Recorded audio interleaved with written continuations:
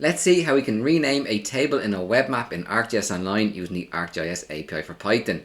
Open up the rename table.py script from the layer settings folder. Because there is no update table method, we are going to access the Web Map JSON definition and manipulate the title of a table in order to rename that table. We first access ArcGIS Online. We then use the Content Manager get method and supply in our Web Map item ID, which I'll paste in now for my notepad.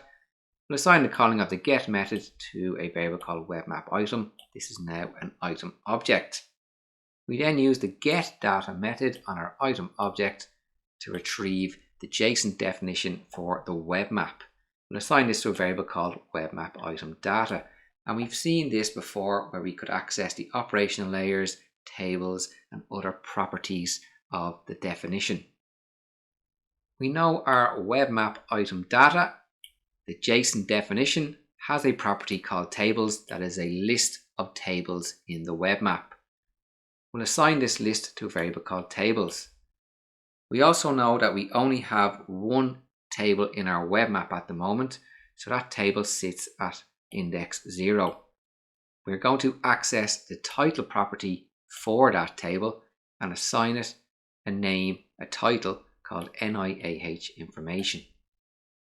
We have updated our tables list and we're going to inject that back into the web map item data tables property.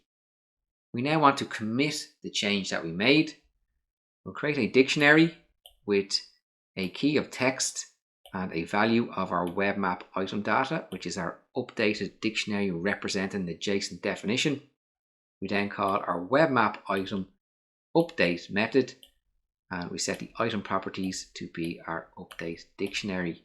Now before running this, I'll pop on over to ArcGIS Online. Here we can see the one and only table we have at the moment, the NIAH table. And when we run the script, we should see that this has been renamed. So let's head back over to PyScripter and run the script. I'll click run. Our script is complete. Let's head back over to ArcGIS Online and check out the result. Here we can see our NIAH table. When we refresh, this should be NIAH information. We'll refresh now. Scroll down and we can see our table has been renamed to NIAH information.